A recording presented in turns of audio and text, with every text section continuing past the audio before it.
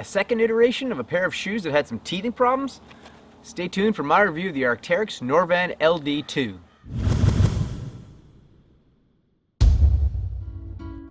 Arc'teryx has only been making trail running shoes for a few years now, but with each iteration, they're finding what works, what doesn't, and making improvements. The LD2 is a good example of that. Last year I got my hands on and tried the original Norvan LD, but as you can see here, I ran into a few problems.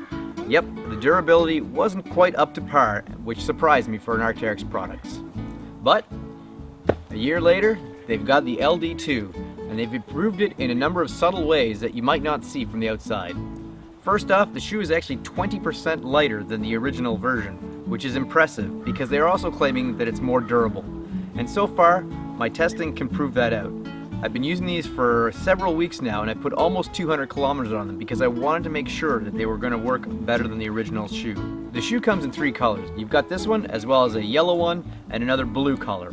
One of the big changes from the first, I'd say, is the materials they're using on the outside. The last one felt a little bit more nylon-y or something like that, whereas this is more like a canvas or more heavy duty. And so far it's held up really well.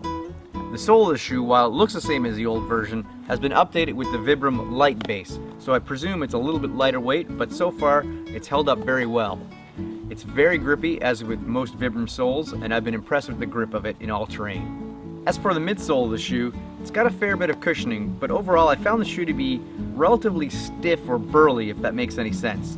You don't have a great trail feel, but I do get the sense that these are going to last a very long time and be very durable. In trails where there was a lot of rocks, I felt that over time I could feel those rocks hitting my foot a little bit more than I would on a more cushioned shoe. So for that reason, I'll stick to these shoes for shorter type races and training, and maybe something with a little more cushioning for those 100 miles or 100K races.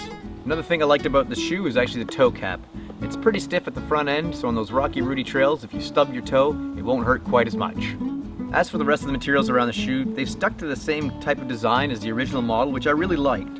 The tongue is fairly thin, but it's gusseted all around and fits a bit like a sock on your foot.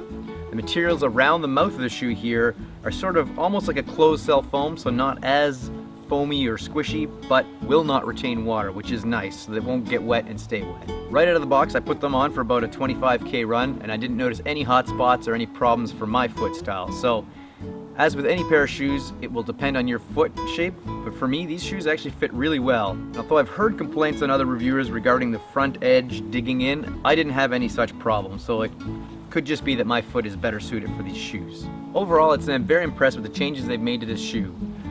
Durability is definitely higher up there, and after almost 200 kilometers, these shoes are still holding up very well. So with that reason, I feel a lot more comfortable recommending the LD than I did last year after the first time I've tried them out. Well, that does it for my review of the Arc'teryx Norvan LD2. For more information on this and all the products, head to the Arc'teryx website.